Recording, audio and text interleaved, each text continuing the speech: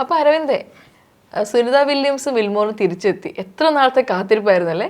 അതെ അതെ, ഇപ്പോൾ നമുക്ക് കഴിഞ്ഞ 9 മാസമായിട്ട് നമ്മൾ ഇതിന്റെ അപ്ഡേറ്റ്സിന് വേണ്ടി വെയിറ്റ് ചെയ്യുമായിരുന്നു. എനിക്ക് തോന്നുന്നു ഒരുപക്ഷെ ചർച്ചകൾ മൊത്തം സുനിത വില്യംസ് വിൽമോർ എന്ന് തിരിച്ചെത്തും അല്ലേ? അതെ, ഇപ്പോൾ 8 ദിവസത്തെ ഒരു മിഷന് വേണ്ടി പോയവര് 9 മാസമായിട്ടും തിരിച്ചെത്തിയില്ല എന്ന് പറയുമ്പോഴത്തേക്ക് അതൊരു ചർച്ച ആവുന്ന വിഷയം തന്നെയാണ്. ഉറപ്പായിട്ടും അവര് സ്പേസിലാണ്, പക്ഷെ നമ്മൾ ഈ ഭൂമിയിലുള്ളവർക്ക് അറിയില്ല. ഇപ്പം അരവിന്ദ് പറഞ്ഞ പോലെ തന്നെ 8 ദിവസത്തേക്ക് വേണ്ടി പോകുന്നു, 9 മാസങ്ങൾ അവിടെ. എന്താ അവർക്ക് സംഭവിക്കുന്നത്, അവരെങ്ങനെയാ ജീവിക്കുന്നത്? ഓക്കെ, നമുക്ക് നാസ അപ്ഡേറ്റ്സ് ഒക്കെ തരുന്നുണ്ട്, പക്ഷേ ഒരു സാധാരണ ജനമെന്ന നിലയിൽ നമ്മൾ ഭയങ്കര ക്യൂരിയസ് ആയിരിക്കുമല്ലോ അവിടെ എന്തൊക്കെയാ സംഭവിക്കുന്നത് അല്ലേ? എനിക്ക് ഓർമ്മയുണ്ട് എന്ന് വെച്ചാൽ, ഇപ്പോൾ ഇത് ലോഞ്ച് ചെയ്തതിന് ശേഷം ഈ സ്റ്റാർലൈൻ എന്ന് പറയുന്ന ഷിപ്പ് ഒരു ടൈം കഴിഞ്ഞപ്പോഴത്തേക്ക് തിരിച്ച് വന്നിരുന്നു. അതെ, അവരില്ലാണ്ട് പേടകം മാത്രം, അത് മാത്രം വന്നിരുന്നു. അപ്പോഴത്തേക്ക് ഒരു ക്വസ്റ്റ്യൻ മാർക്ക് വന്നു, ലൈക്ക് എവിടെ സുനിത വില്യംസ് വിൽമോറും എവിടെ? അങ്ങൊരു ക്വസ്റ്റ്യൻ അവിടെ വന്നിട്ടുണ്ടായിരുന്നു. അപ്പൊ എനിക്കും അതാണ്, അതായത് പേടകം പോയത് നമ്മുടെ സുനിത വില്യംസിനെ വിൽമോറിനെ വഹിച്ചുകൊണ്ടായിരുന്നു. പക്ഷേ അത് എന്തുകൊണ്ടായിരിക്കും അരവിന്ദ് പേടകം മാത്രം തിരിച്ചു വന്നത്? അതിപ്പോ നാസയുടെ സൈഡിൽ നിന്ന് നല്ല രീതിക്കുള്ള ഫോൾസ് ഉണ്ട് എന്ന് തന്നെ പറയാൻ പറ്റും. ഇപ്പോൾ ഇത് പോയപ്പോഴത്തേക്ക്, ഇത് പോകുന്നതിന് മുന്നേ ഒരു റൗണ്ട് ടെസ്റ്റിംഗ് ഉണ്ടാവും. അപ്പോൾ ഈ ടെസ്റ്റിംഗ് നടന്ന സമയത്ത് തന്നെ ഹീലിയം ലീക്ക് അവർ കണ്ടുപിടിച്ചിരുന്നു. ഏകദേശം 4 പ്രാവശ്യം ഹീലിയം ലീക്ക് കണ്ടുപിടിച്ചിരുന്നു. എന്നിട്ടും ഇവര് റിസ്ക് എടുത്തിട്ട് എഞ്ചിനീയേഴ്സ് പറഞ്ഞു ഇത് കുഴപ്പമില്ല, അതും 2 പേര് വഹിച്ചോണ്ട് കുഴപ്പമില്ല, എത്തും എന്ന് അവർ പറഞ്ഞിരുന്നു. അതിനുശേഷവും അവരത് വെച്ച് തന്നെ കണ്ടിന്യൂ ചെയ്തു. ബട്ട് അങ്ങ് എത്തുന്നതിന് മുന്നേ 5 ത്രസ്റ്റേഴ്സ് പോയി. എനിക്ക് തോന്നുന്നു ഈ ത്രസ്റ്റുകൾ ഉണ്ടെങ്കിൽ മാത്രം, ത്രസ്റ്റിന്റെ ഒരു ബലത്തിലാണ് ഈ ത്രസ്റ്റേഴ്സിന്റെ ബലത്തിൽ, എനിക്ക് തോന്നുന്നു ഈ ത്രസ്റ്റേഴ്സിന്റെ ബലത്തിലായിരിക്കും. ഐ മീൻ എനിക്ക് കിട്ടിയ വിവരങ്ങൾ അല്ലെങ്കിൽ ഞാൻ കണ്ട റിപ്പോർട്ട്സ് വെച്ച് നോക്കുമ്പം ആ ത്രസ്റ്റേഴ്സ് ഉണ്ടെങ്കിൽ മാത്രമേ ആ പേടകത്തെ വഹിച്ചുകൊണ്ട്, ഐ മീൻ ആൾക്കാർ സുനിതയും വിൽമോറും വഹിച്ചുകൊണ്ട് വരാൻ പറ്റൂ. ഒരുപക്ഷെ അതുകൊണ്ട് ത്രസ്റ്റേഴ്സും പോയല്ലോ, അപ്പോൾ റിസ്ക് എടുക്കാനുള്ള ഒരു കോൺഫിഡൻസ് ഇല്ലായ്മ കൊണ്ടായിരിക്കാം. അതെ, ഇപ്പോൾ അവിടെ എത്തിയ സമയത്ത് തന്നെ ഇത്രയും ഡാമേജ് വന്നിട്ടുണ്ട് സ്റ്റാർലൈൻ. അപ്പോൾ ആ ഡാമേജ് നിർത്തിക്കൊണ്ട് അവരെ തിരിച്ച് എർത്തിലേക്ക് ട്രാവൽ ചെയ്യിക്കുന്നത് ഒരു റിസ്ക് ആണ്. ലൈക്ക് അവര് സേഫായിട്ട് തിരിച്ചെത്തില്ല എന്നൊരു ഇത് വെച്ചിട്ടാണ് സ്റ്റാർലൈൻ മാത്രം തിരിച്ചു വരുത്തിയത്. ഓക്കെ, അപ്പം എനിക്ക് തോന്നുന്നു ഒരുപക്ഷെ പേടകം ഇങ്ങനെ തിരിച്ചെത്തി. അപ്പം നമ്മുടെ സുനിത വില്യംസും വിൽമോറും അവിടെ തന്നെ സ്പേസ് സ്റ്റേഷനിൽ തന്നെയാണ്. ഒരുപക്ഷെ അവരവിടെ ഓക്കെ ആയിട്ടായിരിക്കും പോകുന്നത്. പക്ഷെ എനിക്ക് തോന്നുന്നു ഒരു ഇടയ്ക്ക് വെച്ചൊരു ഫോട്ടോ സുനിത വില്യംസിന്റെ, ഒരുപക്ഷെ അരവിന്ദ് കണ്ടിട്ടുണ്ടാവും, അത്യാവശ്യം ക്ഷീണിച്ചിട്ട് കവിളൊക്കെ ഒട്ടി ഒരു ഫോട്ടോ വന്നിട്ടുണ്ടായിരുന്നു. അപ്പോഴാണ് ഒരുപക്ഷെ നമ്മൾ ചിന്തിച്ചു തുടങ്ങി, എന്താ അവിടെ, എങ്ങനെയാണ്, എന്ത് സംഭവിക്കുന്നത് സുനിത വില്യംസ് വിൽമോർ അല്ലേ? എനിക്ക് തോന്നുന്നു ഒരു പക്ഷെ അങ്ങനെ ആ ടൈം ആയിരുന്നായിരിക്കാം. ആ ഫോട്ടോ പ്രചരിപ്പിച്ചതില് ലൈക്ക് സുനിത വില്യംസിനെ കുറച്ച് വീക്കായിട്ടാണ് കാണുന്നതെങ്കിലും അവർ തന്നെ ഒരു സ്റ്റേറ്റ്മെന്റ് തന്നിരുന്നു, ഞാൻ ഓക്കെ ആണ്, ലൈക്ക് ഞാൻ ഹെൽത്ത് ഒരു നല്ല രീതിയിൽ പോകുന്നുണ്ട്. കാരണം അസ് ഓഫ് എർത്തിൽ നിൽക്കുന്നത് വെച്ച് കമ്പയർ ചെയ്യുകയാണെങ്കിൽ ഒരുപാട് ലിമിറ്റേഷൻസ് നമ്മുടെ സ്പേസിൽ ഉണ്ട്. ബട്ട് അവര് പോകുന്നതിന് മുന്നേ തന്നെ അവർ അതിനുള്ള പ്രിപ്പറേഷൻസ് ഒക്കെ എടുത്തിട്ടാണ് പോകുന്നത്. ബട്ട് 8 ദിവസത്തെ ഒരു മിഷൻ ഇത്രയും നീണ്ടു പോകും അല്ലെങ്കിൽ ഇത്രയും ദിവസം അവിടെ സർവൈവ് ചെയ്യേണ്ടി വരും എന്നൊരു പ്ലാനിങ് ഉണ്ടായിട്ടില്ല. അൺഎക്സ്പെക്റ്റഡ് ആയിട്ട് വരുമ്പോൾ ഉറപ്പായിട്ട് അവർക്ക് അവരുടെ ബോഡീനെ മെയിൻറ്റെയിൻ ചെയ്യണം. അപ്പം തന്നെ നമ്മൾ തന്നെ പറഞ്ഞു, ഇപ്പം ഭൂമിയിലാണെങ്കിൽ ഗ്രാവിറ്റേഷൻ ഉണ്ട്. അപ്പൊ അരവിന്ദ് തന്നെ പറഞ്ഞു 8, അരവിന്ദ് അല്ല നമ്മൾ മൊത്തത്തിൽ പറയുന്ന 8 ദിവസത്തെ ഒരു മിഷനായിട്ട് അവർ പോവുകയാണ്. പക്ഷെ ആസ് എ പേഴ്സൺ ഞാൻ ചോദിക്കുന്നത്, 2 ഹ്യൂമൻ ബീങ്സ് ആണ് അവിടെ. സുനിത വില്യംസും വിൽമോറും 2 ഹ്യൂമൻ ബീങ്സ് ആണ്. അപ്പോൾ അവരുടെ ഒരു ഹെൽത്തല്ലേ നമ്മുടെ, ഐ മീൻ നാസയുടെ പ്രൈം കൺസിഡറേഷൻ ആവേണ്ടിയിരുന്നത്. എന്നിട്ടും എന്തുകൊണ്ട് അവരെ കൊണ്ടുവന്നില്ല?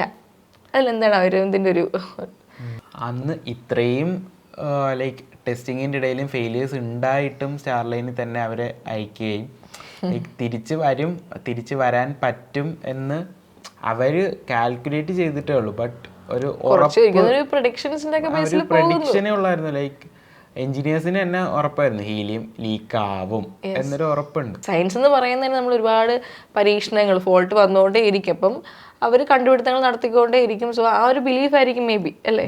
അതെ, അന്നേ അവർക്ക് ആ ഫോൾട്ട്സ് ഒക്കെ മാറ്റി പോയിരുന്നെങ്കിൽ ആ മിഷൻ അതേപോലെ തന്നെ കഴിഞ്ഞ് തിരിച്ചു വന്നത്. പക്ഷേ ഇത് ഫെയിലിയർ ആണ് എന്നറിഞ്ഞിട്ടും ഒരു റെസ്ക്യൂ മിഷൻ അവര് തയ്യാറായില്ല എന്നാണ്. സുനിത വില്യംസിനെയും വിൽമോറിനെയും അവരുടെ ജീവൻ ആപത്തുണ്ടാകാത്ത രീതിയിൽ തിരിച്ചു കൊണ്ടുവരാം. ഓക്കെ, അവിടെ ഒരു റെസ്ക്യൂ മെത്തേഡ് അല്ലെന്ന് തോന്നുന്നു, അതൊരു എന്താ പറയുന്നത്, ആ തൽക്കാലത്തേക്ക് ഒരു സൊല്യൂഷൻ കണ്ടെത്തിയെന്നല്ലേ എനിക്ക്. താൽക്കാലിക സൊല്യൂഷൻ, അവര് ജീവനോടെ നിലനിർത്തുക എന്നൊരു ഇത് മാത്രമേ അവര് കാണിച്ചുള്ളൂ. ഇപ്പം ലൈക്ക് നാസ ആലോചിക്കുന്നതെന്ന് വെച്ചാല് അവിടെ നിന്ന് ആ തിരിച്ചു വരുന്നത്, ഇപ്പം എർത്തിലേക്കുള്ള റീ എൻട്രി അതേ ക്യാപ്സ്യൂളിൽ തന്നെ എടുത്ത് ലൈക്ക് വരുന്ന വഴിക്ക് എന്തെങ്കിലും സംഭവിച്ചാൽ അത് നാസയ്ക്കൊരു ഉറപ്പായിട്ടൊരു ക്ഷീണമായിരിക്കും. നാസയെ ബാക്ക് ഫയർ ജസ്റ്റിഫൈ ചെയ്യാൻ വേറെ പോയിന്റ്സ് ഉണ്ടാവില്ല. അവരെന്താ പറയാ, പോയപ്പോഴേ അറിയായിരുന്നു ലൈക്ക് ഇത് ഇങ്ങനെ. അപ്പൊ അതാണ് എനിക്കതിലൊരു കുറച്ച് രസകരമായിട്ട് നല്ലൊരു എന്താ പറയുന്ന ഒരു ഭയങ്കര ലാഘവത്തോടെയാണോ, ഞാൻ ആരെയും കുറ്റപ്പെടുത്തുമല്ല, പക്ഷെ നമ്മൾ ഈ അപ്ഡേറ്റ്സ് മാത്രമേ നമുക്കറിയത്തുള്ളൂ, കിട്ടുന്ന ഇൻഫോർമേഷൻസ് ആണ് നമ്മളിപ്പോൾ രണ്ടുപേരായാലും മനസ്സിലാക്കുന്നത്.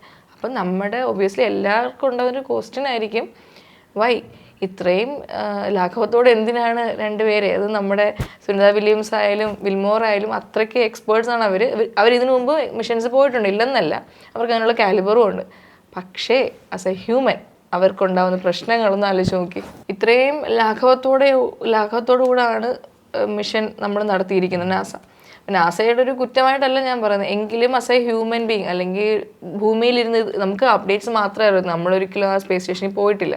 അപ്ഡേറ്റ്സ് അറിയുമ്പോൾ ഹ്യൂമൻസ് രണ്ടുപേരും ഇവിടെ സഫർ ചെയ്യുകയാണെന്നൊരു തോന്നൽ നമുക്ക് വരും. എക്സാമ്പിൾ, നമുക്ക് ഭൂമിയിൽ തന്നെ നമുക്ക് ഒരുപാട് അസുഖങ്ങളുണ്ട്. പക്ഷേ ഈ അസുഖങ്ങൾ വരുന്നത് ഒരിക്കലും ഗ്രാവിറ്റി വെച്ചിട്ടോ അല്ലെങ്കിൽ എന്താ പറയുന്നത് ഹെൽത്ത് ഇഷ്യൂസ് ഉണ്ട് എന്ന് സുനിത വില്യംസ് പറഞ്ഞിട്ടുണ്ടായിരുന്നു. But she can survive. Yes, she can survive. അപ്പം എന്തുകൊണ്ടാണ് ഷീ ക്യാൻ സർവൈവ് എന്ന് സുനിത വില്യംസ് പറയുന്നത് ചിന്തിച്ചിട്ടുണ്ടോ? ബിക്കോസ് അത് അവരുടെ പ്രൊഫഷനാണ്, ഇറ്റ്സ് ഹെർ പാഷൻ. അതുകൊണ്ട് ഇനി എത്ര പ്രശ്നങ്ങൾ വന്നാലും എന്തായിരിക്കും പറയുക, ഷീ ക്യാൻ സർവൈവ്. പക്ഷെ ഉത്തരവാദിത്വം, അതായത് നമ്മളൊരു മിഷനെ രണ്ടുപേരെ അയക്കുമ്പോൾ ഉത്തരവാദിത്വം, അതാണ് എൻ്റെ ചോദ്യം, അത് മാത്രം. തിരിച്ച് വന്നതിന് ശേഷവും അവരുടെ അടുത്ത് ചോദിച്ചപ്പോൾ അവർ പറഞ്ഞതെന്ന് വെച്ചാൽ ലൈക്ക് നമ്മുടെ മിഷൻ കുറച്ചും കൂടെ എക്സ്റ്റെൻഡ് ആയി, അല്ലാതെ നമ്മളെ ആരും ലൈക്ക് ഒഴിവാക്കിയതോ അല്ലെങ്കിൽ ഒറ്റപ്പെടുത്തിയതോ അങ്ങനെ അല്ലാതെ അവർ പറഞ്ഞിട്ടുള്ളൂ.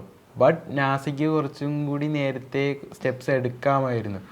അങ്ങനെ പറയുമ്പോഴും ഇപ്പോൾ സ്പേസ് എക്സിൻ്റെ സൈഡിൽ നിന്ന് എലൺ മസ്ക് പറഞ്ഞിട്ടുണ്ടായിരുന്നു, ഇപ്പോൾ ഉള്ള എക്സിസ്റ്റിംഗ് ബഡ്ജറ്റിനകത്ത് തന്നെ ഞാൻ അവർക്ക് വേണ്ടി ഒരു റെസ്ക്യൂ മിഷൻ ചെയ്യാം, ഒരു ലോഞ്ച് ചെയ്യാം എന്ന് പറഞ്ഞിട്ടുണ്ടായിരുന്നു.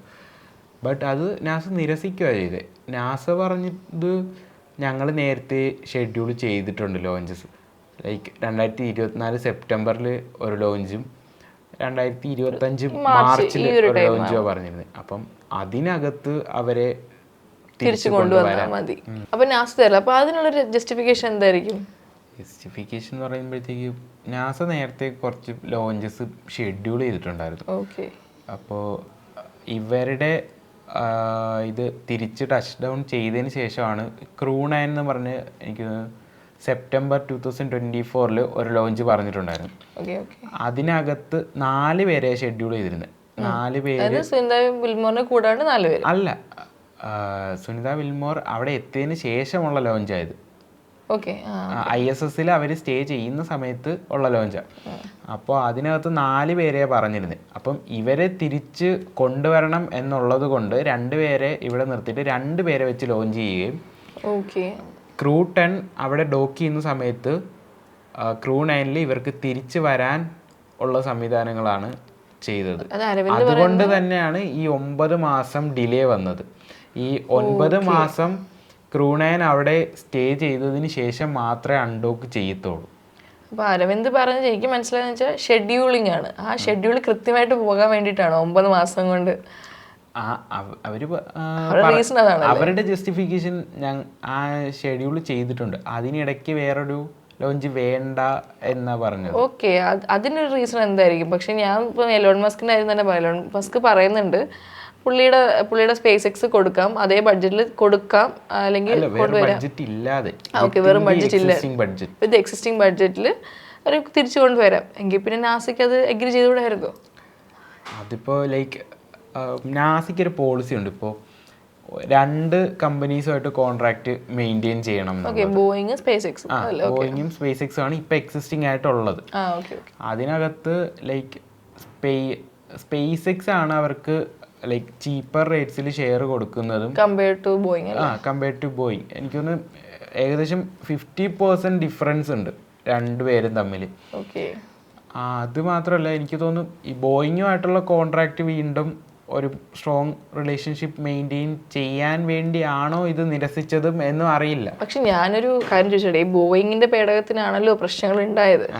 അപ്പം വീണ്ടും അവരുമായിട്ടൊരു സ്ട്രോങ് ബോണ്ടിങ് മെയിൻറ്റെയിൻ ചെയ്യുന്നത് പറയുന്നുള്ളൊരു അത് ചിലപ്പോൾ നാസയ്ക്ക് വിത്തിൻ ദി ഒരു ഷോർട്ട് പീരീഡ് ഓഫ് ടൈമിൽ പുതിയൊരു കോൺട്രാക്ടർ കിട്ടാനോ അല്ല ഒരു ഭാഗം നമുക്കൊരു ബുദ്ധിമുട്ട് തന്നു. അങ്ങനെ ആ കമ്പനിയെ ഞാൻ പൂർണ്ണമായി കുറ്റം പറയല്ല, എങ്കിലും അസിൻ എ കേസ് ആ ഒരു പേടകത്തിൻ്റെയാണ് നമുക്ക് കുറച്ച് പ്രശ്നങ്ങൾ ഉണ്ടായിട്ടുള്ളത്.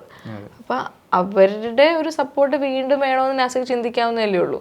കാരണം ആ ഒരു പ്രശ്നം കൊണ്ട് മാത്രമാണ് നമ്മുടെ നാസയുടെ 2 ആസ്ട്രോണോട്ട്സ് അവിടെ കുടുങ്ങി കിടക്കുന്നത്.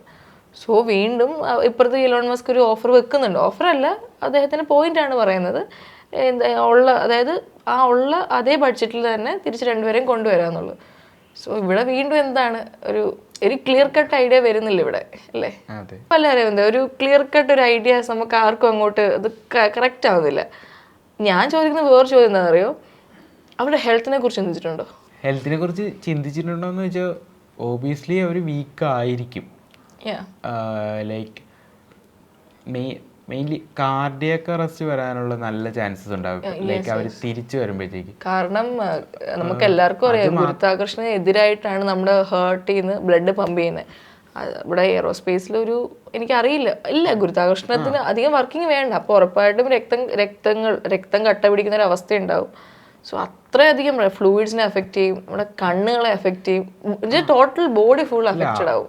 അവര് എത്ര നാൾ അവിടെ നിൽക്കുന്നു അത്രത്തോളം വീക്ക് ആയിക്കൊണ്ടിരിക്കും എന്നേ ഉള്ളൂ. അത് ലൈക്ക് ഇപ്പം നമുക്ക് ഇത്രയും പറയാൻ പറ്റുമെങ്കിൽ നാസയിലെ സയന്റിസ്റ്റുകൾ അല്ലെങ്കിൽ ഇതിനെപ്പറ്റി റിസർച്ച് ചെയ്യുന്നവരായിരിക്കുമല്ലോ ഇവരെ പറഞ്ഞു വിടുന്നത്. അതും ഡേ ടു ഡേ ഇവരുടെ എല്ലാ എന്താ പറയുന്നത് മൂവ്മെന്റ്സും കാര്യങ്ങളെല്ലാം ഒബ്സർവ് ചെയ്യുന്ന ആൾക്കാരാണ് ഇവരുടെ. ഇപ്പം എല്ലാ അവസ്ഥകളും വെച്ചാൽ ഇവരുടെ കണ്ടിന്യൂസ് 24 hours ആയിരിക്കുമല്ലോ. കാരണം എന്തെങ്കിലും ഒരു ചെറിയ മിസ്റ്റേക്ക് വന്നാൽ അല്ലെങ്കിൽ ഇതിന് മുന്നേ പോയ ആസ്ട്രോനോട്ട്സിനെ മോണിറ്റർ ചെയ്തിട്ടുള്ളവർക്ക് അറിയാം ലൈക്ക് ഇങ്ങനെയൊക്കെ ആയിരിക്കും. അല്ലെങ്കിൽ ഹെൽത്ത് നമ്മൾ കൺസിഡർ ചെയ്യേണ്ടി വരും, അത് വേണം.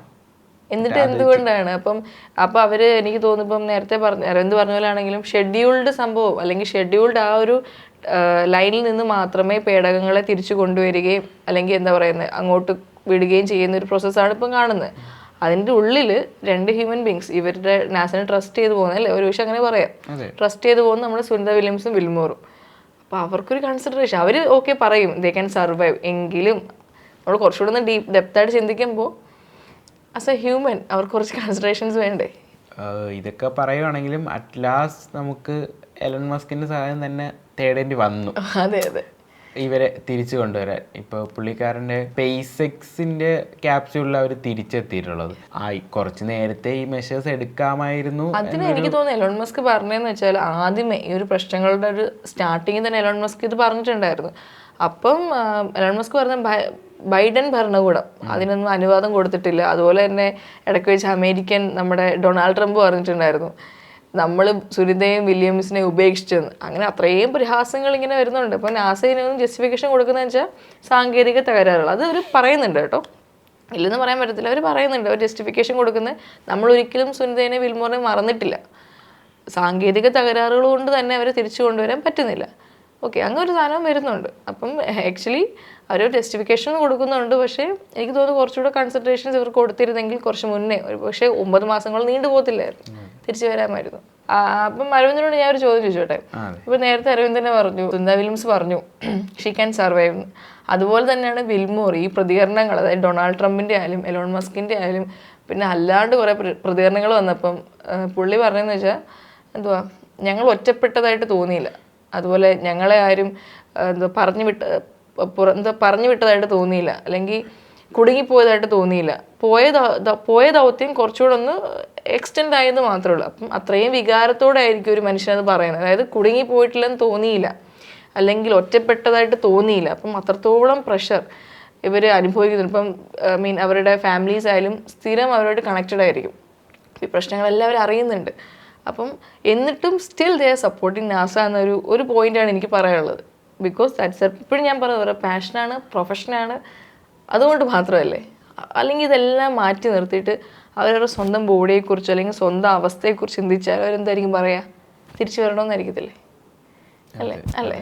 അരവിന്ദനെ ഒന്ന് പറഞ്ഞു. ഇപ്പം അരവിന്ദ് ഒരു ആസ്ട്രോണോട്ട് ആയിരുന്നു വെച്ചു, എന്തായിരിക്കും അരവിന്ദന്?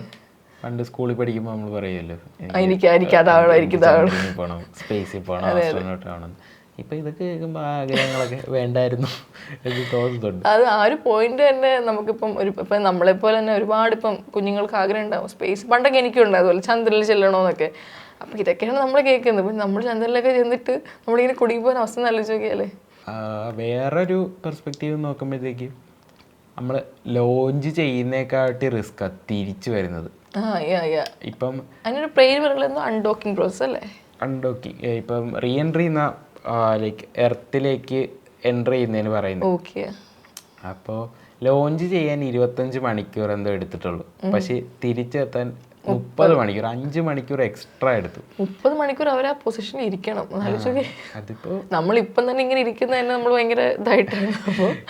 ലോഞ്ച് ചെയ്യുന്നതിനെക്കാട്ടി ഭയങ്കര കോംപ്ലിക്കേറ്റഡ് ആയിട്ടുള്ള പ്രോസസ്സാണ് അൺഡോക്കിംഗ് എന്ന് പറയുന്നത്. ഇപ്പം ഈ 30 മണിക്കൂർ അവർ ട്രാവൽ ചെയ്യണമെങ്കിൽ അവരതിന് മുന്നേ ഒരുപാട് നാൾ ട്രെയിനിങ് ഉണ്ട്. അങ്ങോട്ട് പോകാനുള്ള ട്രെയിനിങ് പോലെ തന്നെയാണ് തിരിച്ചു വരാനും. നമ്മൾ കാണുന്നുണ്ട് വിഷ്വൽസിലൊക്കെ എക്സസൈസ് ചെയ്യുന്നത് പോലെ കുറേ ഉണ്ടല്ലോ അല്ലേ. പിന്നെ വേറൊരു കാര്യം എന്ന് വെച്ചാൽ അങ്ങോട്ട് പോയപ്പോഴത്തേക്ക് അവർക്ക് ലൈക്ക് ഇത്ര നാളെ ഉള്ളൂ അങ്ങനെ. പക്ഷേ ഇത്രയും എക്സ്റ്റെൻഡ് ആയപ്പോഴാണ് അവർ ട്രെയിനിങ്ങിൻ്റെ ഇൻറ്റൻസിറ്റി കൂട്ടേണ്ടി വന്നത്. ലൈക്ക് ഈ മസിൽ ലോസ് ഉണ്ടാവുന്നതും പിന്നെ ബോൺ ഡെൻസിറ്റി കുറയുന്നതും ഇതിനൊക്കെ അവർ ഇതറിയാവുന്നതുകൊണ്ട് സ്ഥിരം ട്രെയിൻ ചെയ്യുന്നുണ്ടായിരുന്നു അവിടെ.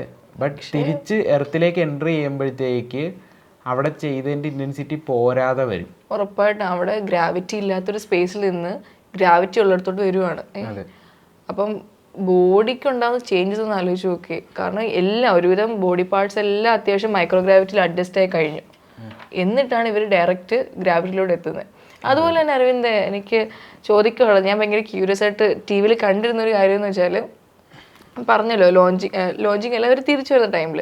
അപ്പോൾ ആ ഒരു പ്രോസസ്സ് അരവിന്ദ് പറയാൻ പറ്റുമോ? തിരിച്ചു വരുന്ന പ്രോസസ്സ് എന്ന് പറയുമ്പോഴത്തേക്ക് ഫസ്റ്റ് ഇത് തന്നെ റീ എൻട്രി ട്രെയിനിങ്. ഈ റീ എൻട്രി ട്രെയിനിങ് എന്ന് പറയുമ്പോഴത്തേക്ക് അതിനകത്ത് ഫിസിക്കൽ ട്രെയിനിങ് ഉണ്ടാവും, മെഡിക്കൽ ചെക്കപ്പ് ഉണ്ടാവും, ഫിസിക്കൽ തെറാപ്പി. ഈ ഒരു 3 സെക്ഷനാണ് മെയിനായിട്ട് റീ എൻട്രി ട്രെയിനിങ്ങിന് വരുന്നത്. അപ്പം ആ ഒരു റീ എൻട്രി ട്രെയിനിങ് സെഷൻ കഴിഞ്ഞതിന് ശേഷം മാത്രമേ ഒരു റീ എൻട്രി എന്നൊരു ഇതിലേക്ക് കടക്കത്തുള്ളൂ. സ്റ്റേബിൾ ആവുന്നതാണ് ഉദ്ദേശിക്കുന്നത്. അവരെന്ന് വെച്ചാൽ ലൈക്ക് അത്രയും ഒരു ഹൈ പ്രഷർ എൻവയോൺമെന്റിൽ നിന്ന് നമ്മൾ കണ്ടിരുന്നു ആ ഇമേജ് വീഡിയോസിൽ തന്നെ അവരെ നമ്മൾ വിത്ത് ചെയർസ് നമ്മൾ പുൾ ഔട്ട് ചെയ്തിട്ടാണ് പുറത്തോട്ട് എടുക്കുക. ആ ഹൈ പ്രഷർ എൻവയോൺമെന്റിൽ നിന്ന് എർത്തിന്റെ ഗ്രാവിറ്റിയിലേക്ക് വരുമ്പോഴത്തേക്ക് അവരുടെ ബോഡി എങ്ങനെ സ്റ്റേബിൾ ആക്കാം എന്ന് വെച്ചാൽ ആദ്യം അവരുടെ ബോഡി എങ്ങനെ ആയിരുന്നു അതുപോലെ ബോഡി വീണ്ടും റീഅഡ്ജസ്റ്റ് ആവണം എർത്തുമായിട്ട്. പക്ഷേ മാസങ്ങളൊക്കെ എടുക്കുമായിരിക്കും അല്ലേ? ആഴ്ചകളും മാസങ്ങളൊക്കെ. അതിനു വേണ്ടിയിട്ടാണ് ഈ ട്രെയിനിങ് പ്രോസസ്സ് ആദ്യം സ്റ്റാർട്ട് ചെയ്യുന്നത്. ട്രെയിനിങ് പ്രോസസ്സ് കഴിഞ്ഞതിന് ശേഷം പിന്നെ ഇതിനകത്ത് മെയിൻ ഒരു ഇത് വരുന്നതെന്ന് വെച്ചാൽ എർത്തിൽ നിന്ന് നല്ല സപ്പോർട്ട് വേണം. ഇവിടുന്ന് നാസ കൊടുക്കുന്ന സപ്പോർട്ട് അനുസരിച്ച് അവർക്ക് തിരിച്ചു വരാൻ പറ്റില്ല.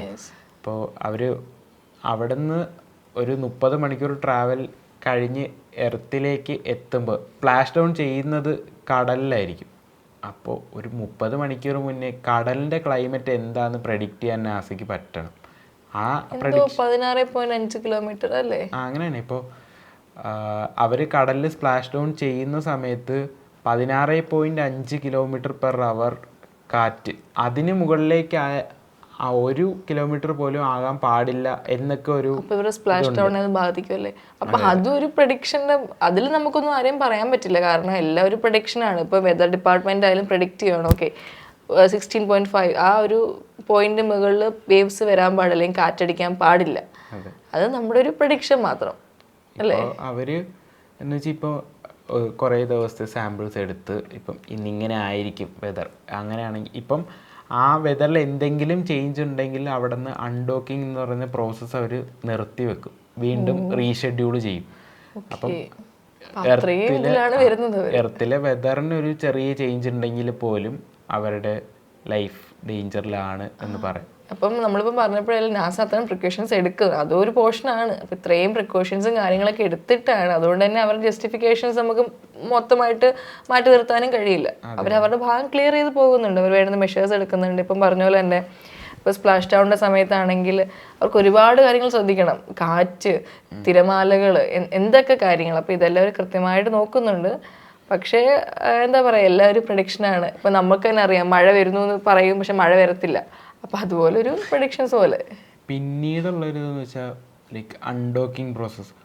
ഇപ്പം അവിടെ നിന്ന് അൺഡോക്ക് ചെയ്യുമ്പോഴും ഈ ISS എന്ന് പറയുമ്പോഴത്തേക്ക് ഒരു 2500 km/h അങ്ങനെ ഒരു സ്പീഡിൽ എർത്തിനെ ഓർബിറ്റ് ചെയ്തുകൊണ്ടിരിക്കുന്ന ഒരു സംഭവം. അപ്പം അവിടെ നിന്ന് അൺഡോക്ക് ചെയ്ത് ലൈക്ക് അവിടെ നിന്നൊരു സേഫ് ഡിസ്റ്റൻസ് എത്തുന്നത് വരെ അത് ഒരു റിസ്ക് എലമെന്റാണ്.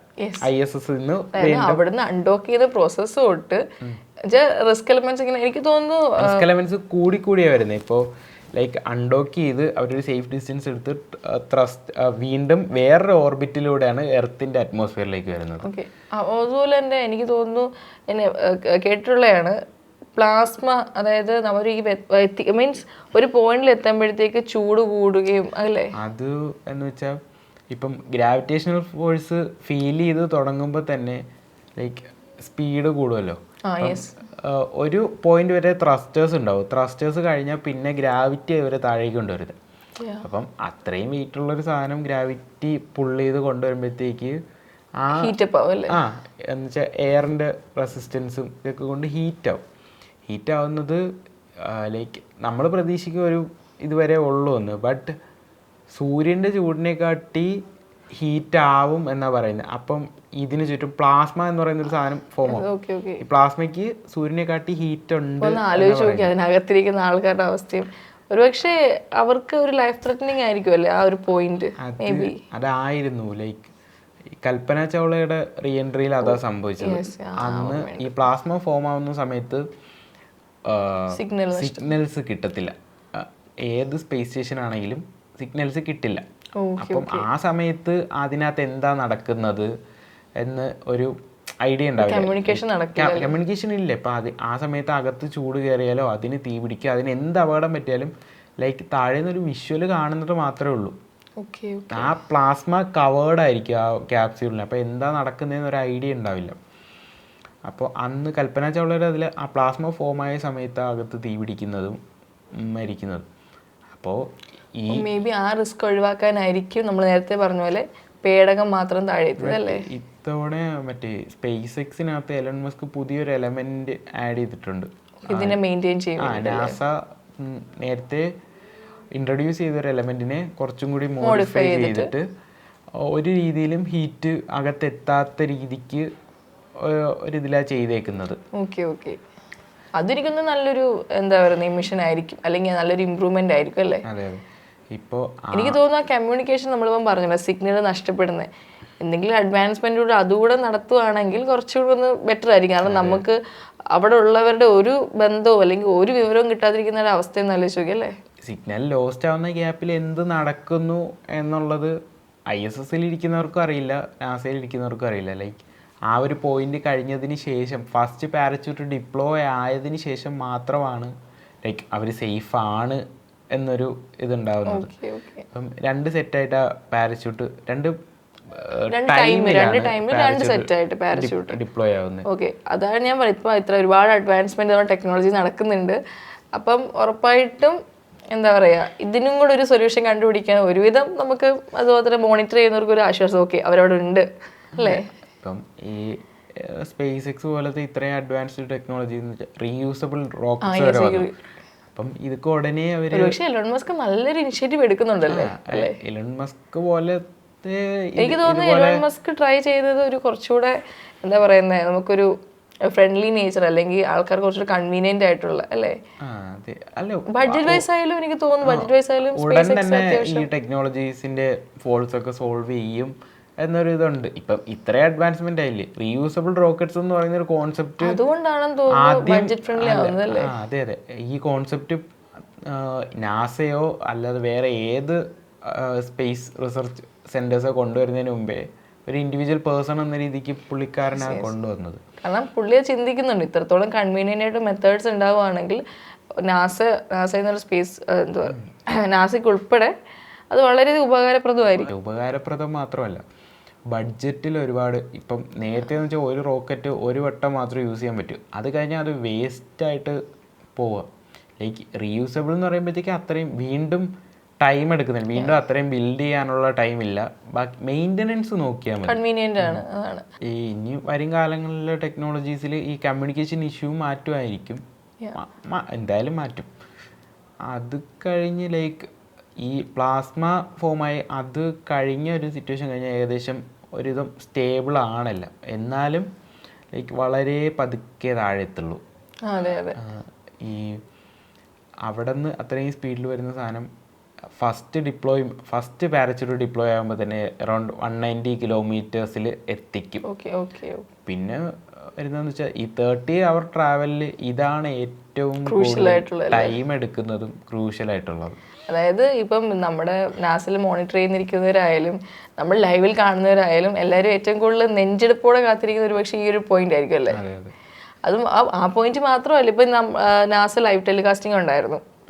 അപ്പം നാസ ലൈവ് ടെലികാസ്റ്റിങ്ങിലൂടെ നമ്മളെ കാണിച്ചു തരുന്നത് ആ ഒരു പ്രോസസ്സാണ്, അല്ലെങ്കിൽ അവർ എത്രത്തോളം കഷ്ടപ്പെട്ടിട്ടാണ് ഇങ്ങനെ അത് സ്റ്റെപ്പ് ബൈ സ്റ്റെപ്പ്. ഒരുപാട് സ്റ്റേജസ് ഉണ്ട്, നമ്മൾ ഈ പറയുന്നതിൽ അപ്പുറമായിരിക്കും അല്ലേ സ്റ്റേജസ്, മൈന്യൂട്ട് സ്റ്റേജസ്. നമുക്ക് കിട്ടുന്ന ലിമിറ്റഡ് അറിവ് വെച്ചിട്ട് നമ്മൾ പറയുന്നതാണ്. നമ്മൾ ഈ കാണുന്ന റിപ്പോർട്ടുകളായാലും എന്താ പറയുന്നത് ന്യൂസ് പേപ്പർ പുള്ളിങ്സ് ആയാലും ഇതെല്ലാം കണ്ടിട്ടാണ് നമ്മൾ എന്താ പറയുക വിവരങ്ങൾ ഇപ്പം നമ്മൾ ഇത്ര ആധികാരികമായിട്ട് സംസാരിക്കുന്നത്. പക്ഷെ ഇതിലും എങ്കിലും നമുക്ക് കിട്ടിയ അറിവ് വെച്ച് നമ്മൾ സംസാരിക്കുന്നത്, എങ്കിലും ഇതിനൊക്കെ അപ്പുറമായിരിക്കും ഓരോ സ്റ്റെപ്സ്. ഇപ്പം അൺഡോക്കിംഗ് എന്ന പ്രോസസ്സ് തന്നെ. പിന്നെ അവർ ഇപ്പം ലൈക്ക് അതിനകത്ത് ട്രാവൽ ചെയ്യുന്ന ആസ്ട്രോനോട്ട്സിനെ ആലോചിക്കും. ഇപ്പം നമുക്ക് തന്നെ ഒരു മണിക്കൂർ ഒരു പൊസിഷനിൽ ഇങ്ങനെ ഇരിക്കുമ്പോഴത്തേക്ക് ഒരു വേദനയൊക്കെ എടുത്തു. 30 മണിക്കൂറും അതേപോലെ ഒരേ പൊസിഷനിൽ ഇരുന്ന് അങ്ങനെയാണ് അവർ താഴെ വരെ എത്തുന്നത്. വന്നതിന് ശേഷവും ലൈക്ക് അവര് റിക്കവർ ചെയ്യാനൊരു ടീം പോകുന്നതിനകത്ത് ആസ്ട്രോനോട്ട്സ് ഉണ്ടാവും, മെഡിക്കൽ ടീം ഉണ്ടാവും, പിന്നെ നാസയിലെ സയൻറ്റിസ്റ്റുകൾ ഉണ്ടാവും. അവരെ റിക്കവർ ചെയ്യാൻ അവർ എണീറ്റ് പോലും അല്ല ഇറങ്ങുന്നത്. അവരെങ്ങനെയാണോ ഇരിക്കുന്നത് അതുപോലെ അവരെ പുള്ളി ചെയ്ത് പുറത്തെടുക്കുക ചെയ്യുന്നത്. കാരണം എനിക്ക് തോന്നുന്നു ബേബി ഫീറ്റ് എന്നൊരു അവസ്ഥയുണ്ട്. അതായത് ഇപ്പം സുനിതയുടെ ആയാലും സുനിത വില്യംസിൻ്റെ ആയാലും വിൽമോറിൻ്റെ ആയാലും കാൽപാദത്തിൻ്റെ അടിയിലത്തെ ചർമ്മം ഉണ്ടല്ലോ, നമ്മൾ കുഞ്ഞി പിള്ളേരുണ്ടല്ലോ അവരുടെ പോലെ. അതായത് അവർക്ക് നേരെ ഒന്ന് എണീറ്റ് നിൽക്കാൻ തന്നെ ആഴ്ചകളോ മാസങ്ങളോ എടുക്കും. അത്ര ഒന്ന് അവസ്ഥ ഒന്ന് ആലോചിച്ച് നോക്കി. അതായത് എനിക്കൊരു Sunita Williams around 58 years old ഉണ്ട്. അപ്പോൾ ആ ഒരു വ്യക്തിയുടെ കാൽപാദം കുഞ്ഞുങ്ങൾ വളരെ പൊടി കുഞ്ഞുങ്ങളുടെ അവസ്ഥയിലോട്ട് എത്തുകയാണ്. അപ്പം ആ ഒരു സ്റ്റേജിൽ നിന്ന് back to that 58 year old വുമനായിട്ട് മാറുക അതൊരു ലോങ് പ്രോസസ്സാണ്. അത് മെൻ്റലി ഒന്ന് ആലോചിച്ച് നോക്കി, മാനസിക സമ്മർദ്ദങ്ങളെ കുറിച്ച് ഒന്ന് ആലോചിച്ച് നോക്കി. ഈ റീ എൻട്രി കഴിഞ്ഞിട്ടുള്ളതും ലൈക്ക് ഇവരെ സേഫായി പുറത്തെടുത്തതിന് ശേഷവും അവർക്ക് നോർമൽ ലൈഫിലേക്ക് വരാൻ ഒരു ടൈം എടുക്കും. വന്ന ഉടനെ അവർക്ക് ഒരു ക്വാറന്റൈൻ പീരീഡ് ഉണ്ട്. കൊറോണ സമയത്തായിരിക്കും നമ്മൾ ഈ ക്വാറന്റൈൻ വാക്ക്. പക്ഷേ അതിന് മുന്നേ ക്വാറന്റൈൻ ഉണ്ട്.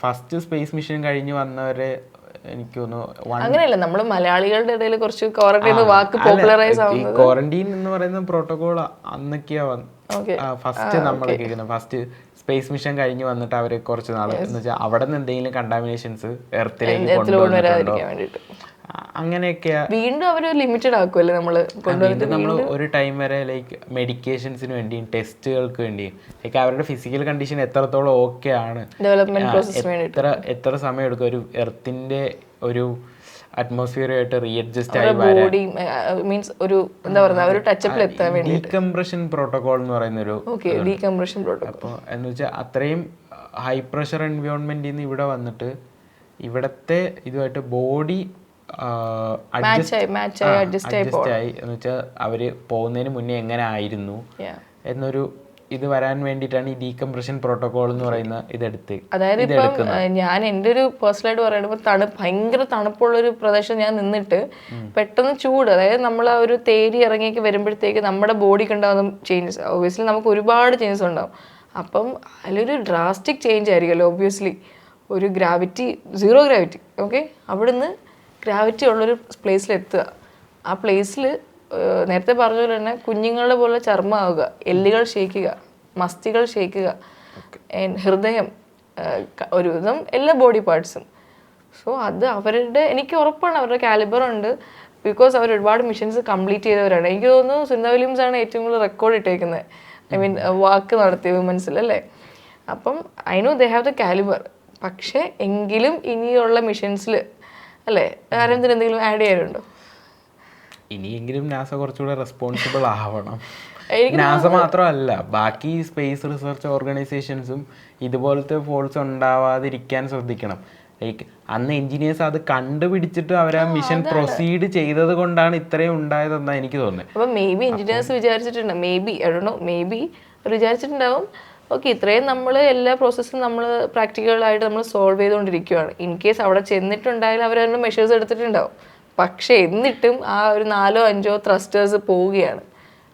അപ്പം അതിലെന്താണൊരു നോ ജസ്റ്റിഫിക്കേഷൻ. അവരത് സമ്മതിക്കുന്നുണ്ട് കേട്ടോ, അവർ ജസ്റ്റിഫൈ ചെയ്യുന്നുണ്ട്, അത് അവരുടെ പ്രശ്നമാണ്, സാങ്കേതിക തകരാറാണ്. പക്ഷേ ഈ ഒരു പ്രശ്നത്തിനെയാണ് ഇങ്ങനൊരു വേറെ തരത്തിലേക്കാണ് കൊണ്ടുപോയത്. സുനിതയെ വില്യംസിനെയും വിൽമോറിനെയും ഉപേക്ഷിച്ചു.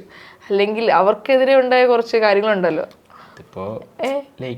നമ്മൾ സൊസൈറ്റി നമ്മൾ ചിന്തിക്കേണ്ടത് പൊളിറ്റിക്സ് ഉണ്ടല്ലോ. ലൈക്ക് ഒരാളുടെ ഇത് വന്നാൽ എങ്ങനെ താത്തിറക്കാം.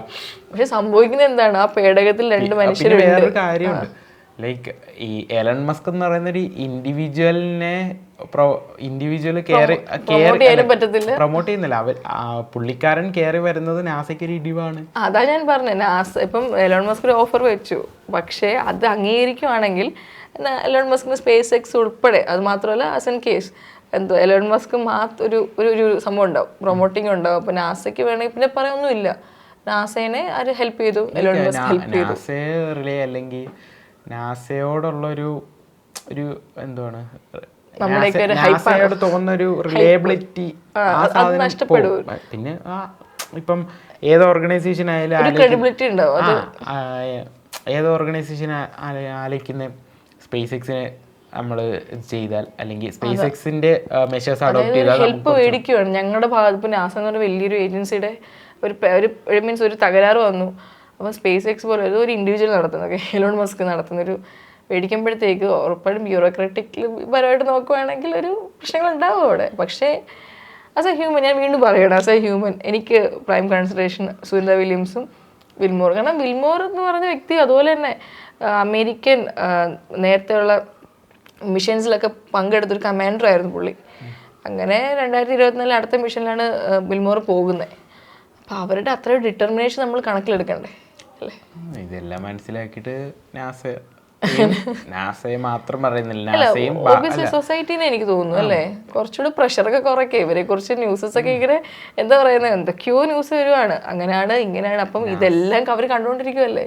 നാസയെ മാത്രം പറയണ്ട, ബാക്കി റിസർച്ച് ഓർഗനൈസേഷൻ, സ്പേസ് റിസർച്ച് ഓർഗനൈസേഷൻസും ഇതൊക്കെ കണ്ട് ഇതിൽ നിന്ന് മനസ്സിലാക്കി പാഠങ്ങളൊക്കെ ഉൾക്കൊണ്ട് വീണ്ടും ഇതുപോലത്തെ ഇതൊന്നും വരാതെ നോക്കുക. പിന്നെ ഇത്രയും നാള് സ്പേസിൽ ചിലവഴിച്ചു എന്നൊരു ഇതിൽ സുനിത വില്യംസിനെ വെച്ചൊരു സ്റ്റഡി നടത്തി. ലൈക്ക് അവരെന്തൊക്കെ ബുദ്ധിമുട്ട് അനുഭവിച്ചിട്ടുണ്ട്, അല്ലെങ്കിൽ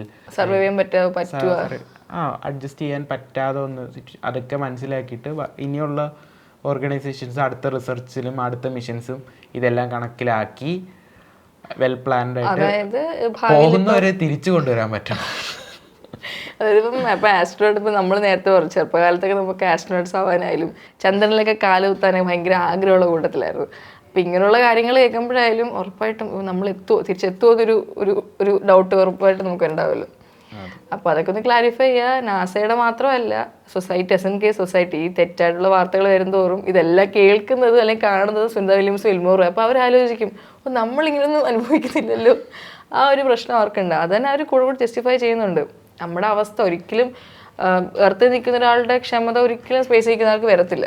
അത് നമ്മളത് മനസ്സിലാക്കുക, അത്രയ്ക്ക് പറയാനുള്ളൂ അല്ലേ. എങ്കിലും സ്വന്തം പോളിസീസിനെ റിലേ ചെയ്ത് ലൈക്ക് ഞാൻ എൻ്റെ പോളിസീസിൽ മാത്രം സ്റ്റിക്ക് ഓൺ ചെയ്യും, ഷെഡ്യൂൾ ടൈമിലേ ഉള്ളൂ, അങ്ങനെയല്ല, ആ പോളിസീസിൽ മാത്രം സ്റ്റിക്ക് ഓൺ ചെയ്ത് ഞാൻ അങ്ങനെ ഒരു മിഷൻ നടത്തൂ എന്ന് നോക്കാതെ ഹ്യൂമൻ ലൈഫിന് കുറച്ചുകൂടി പ്രയോറിറ്റി കൊടുക്കുക. കാരണം ആ ഒരു ഏജൻസി വിശ്വസിച്ചിട്ട് എനിക്കും നമുക്ക് കൺക്ലൂഡിങ് പോർഷൻ ആയാലും അതേ പറയാനുള്ളൂ. ഇനി പോകുന്ന ആസ്ട്രോണറ്റ്സിനായാലും വന്ന ആസ്ട്രോണറ്റ്സിനായാലും ആഗ്രഹമുള്ള ആസ്ട്രോണറ്റ്സിനായാലും അവർക്കൊരു ബിലീഫ് വേണം. ഓക്കെ, ഇപ്പം നമ്മൾ ഇവിടുന്ന് ഒരു മിഷന് പോവുകയാണെങ്കിൽ will be back on earth എന്നൊരു പ്രോമിസിങ് ഫാക്ടർ വരുവാണെങ്കിൽ ഉറപ്പായിട്ട് ഇങ്ങനെയുള്ള പ്രശ്നങ്ങളോ ജസ്റ്റിഫിക്കേഷൻസ് ഒന്നും ആവശ്യമില്ല. സോ എന്താ പറയുന്നത്, ശാസ്ത്രം വളരുകയാണ്, നാസ വളരുകയാണ്, എലോൺ മസ്ക്, എല്ലാവരും കൂടെ നമ്മളുള്ള വിശ്വാസങ്ങൾ വളരട്ടെ. അല്ലേ അല്ലേ അരവിന്ദ്? അതെ. Okay, thank you.